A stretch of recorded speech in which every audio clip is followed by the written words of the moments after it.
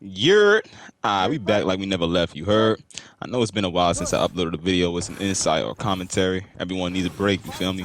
So in this one, if y'all write correctly, I'm gonna show y'all how to make adjustments or how to study your opponent to capitalize more W's. So we got 3 fights in this video, and each fight we're using a lower rated character to show that these strats do work as long as you remember what to do inside the right moments. Let's jump into the first bout. So in this fight, we're using my boy Diego, and we're going against a Gunner player. Now, Gunner having the jiu-jitsu stats, we want to watch out for any takedowns or trips. Besides that, this player decided to keep it standing at first, so let me explain what I was thinking while fighting him and the reads I picked up. That's the pace. There you go. Keep that pace up.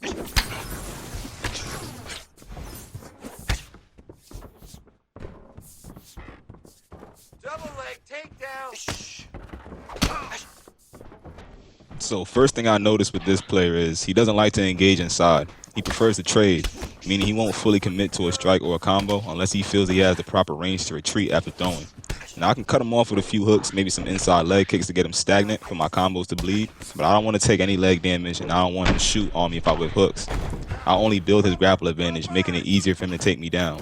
So what I want to do is simply stay at range with him and see what openings he offers based off of his retreats. Check your face. Hands up. Good shot. Good shot.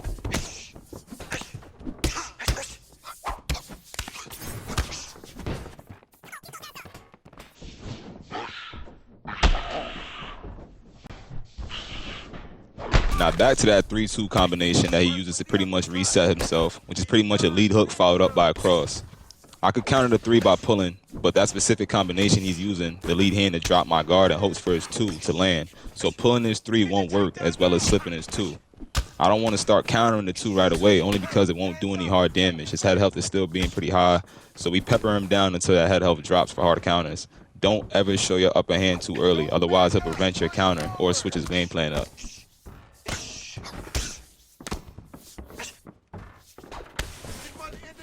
Now, after about 4 minutes or so, he starts to commit, or what players call forcing it. It's obvious now that we're cut, he's looking for that rear hook, but he only uses it on a 4-strike combo, which we can interrupt, which will force him back to using his 3-2 reset. Keep watching. Hands up. Move.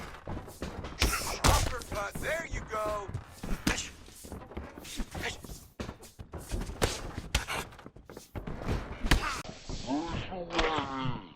Check yourself. Check your face.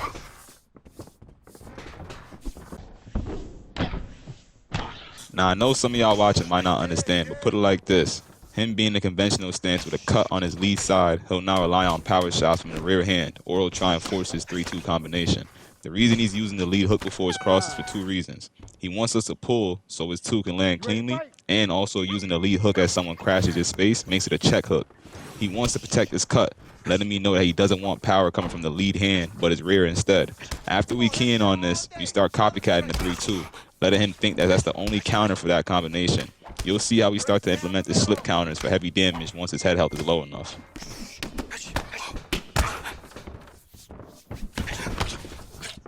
Hands, hands.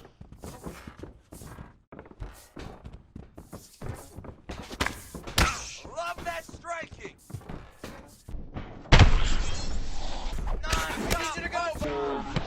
Move now. End this. Let's go.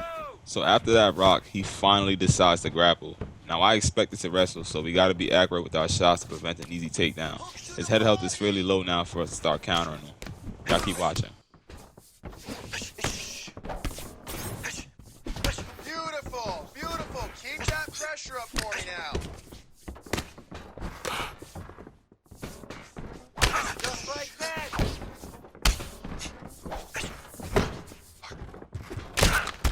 Another shot. Ooh, that's an uppercut right there. That's it.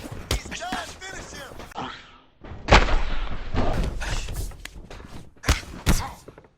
Keep your hands up. Stay in control. Stay in control. He's hurt. I want you to.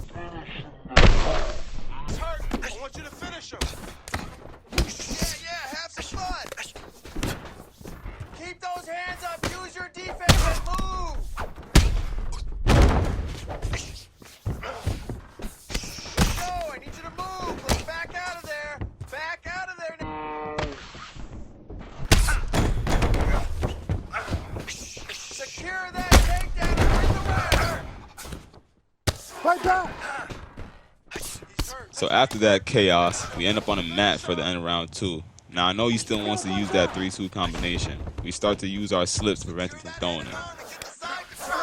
No hand pass. Move. Scramble. Pummel out. Get your...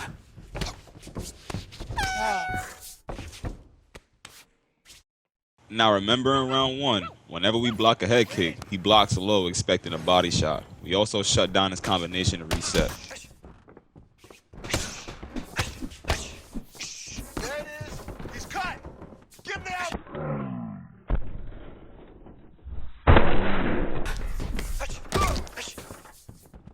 He's hurt. Get out of there. Get out of there. Get out of there. Cover up. Protect yourself. He's in trouble. Finish him.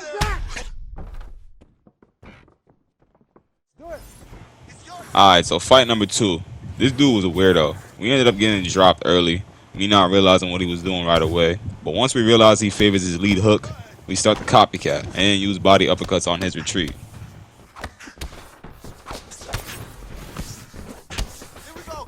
Give me some shots. Give me some shots. Let those hands go.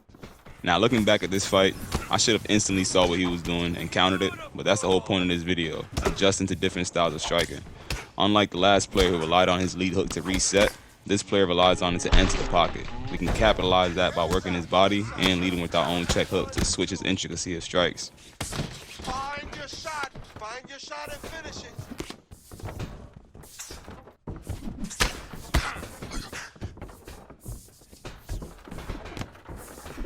Come on, hands.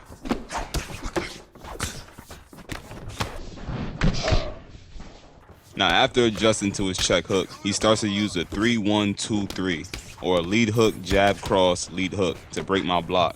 Now you don't have to counter every punch that's being thrown at you, but you have to pay attention to how he's using his lead hand to prevent being rocked. Let's go. With him now. Blend and recompose. Over.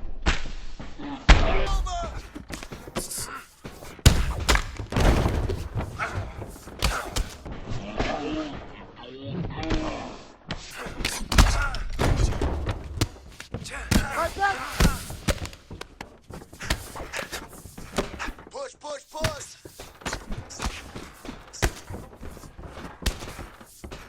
That's it. This is nice. He's hurt. He's hurt. Go for the finish.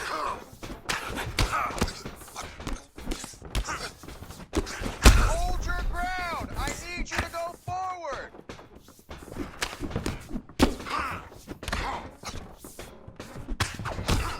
So right here, our cut on the lead side is pretty bad. Him knowing that, he goes back to using his check hook to stop me entering his range.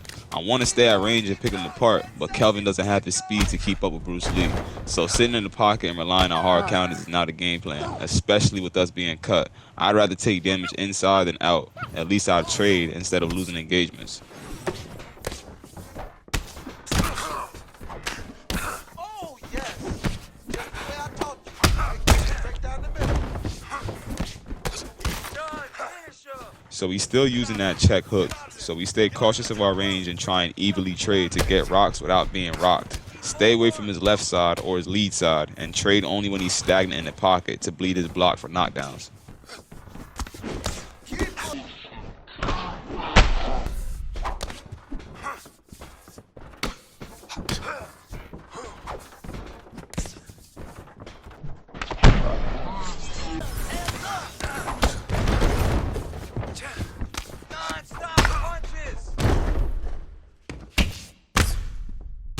Alright, GG's to that Bruce. He was definitely interesting. But fight number 3, we're using my boy Rosenstruck. And this Derek player knows how to use that big boy power. Now this really wasn't an adjustment, more so how to spot openings based on your engagements. If y'all saw that slow-mo correctly, he drops his guard completely anytime we change levels with that body jab. Usually the body jab is a strike that people use to interrupt pressure fighters, but the pace and range we both decided to play at made that body jab annoying to deal with on the entrance, hence him dropping his guard, probably thinking he's out of range and no need to retreat for a follow-up shot. Keep watching and let's just see if I was tripping. Take down.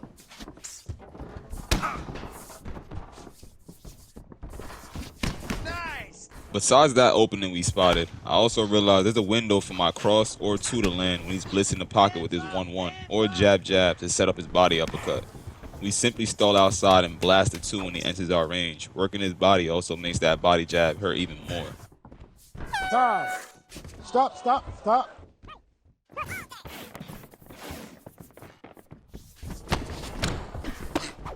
Relax and keep those hands high.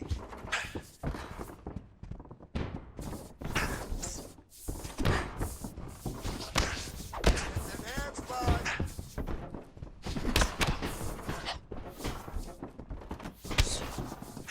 So right here y'all see we dropped his hands by using that body jab. He's still ready to uppercut and crash the pocket with that jab body uppercut combo. Now that he sees our cross, he's ready to frame out. So we use body feint entrances to get entrances to the pocket. Nice. Great shot. Keep the pressure on. Here we go. Now that we got his rhythm and timing, we start to slip counter his jab to prevent him from setting up that body uppercut. Us being a heavyweight, that shit hurts, like, a lot. Go. Finish it. Go. Head body.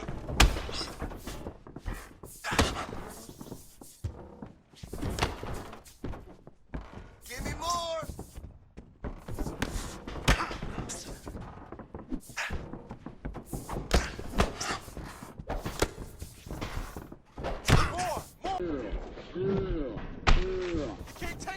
Now I hope y'all remember that opening we saw earlier. We used it to get this finish and get bro out of here.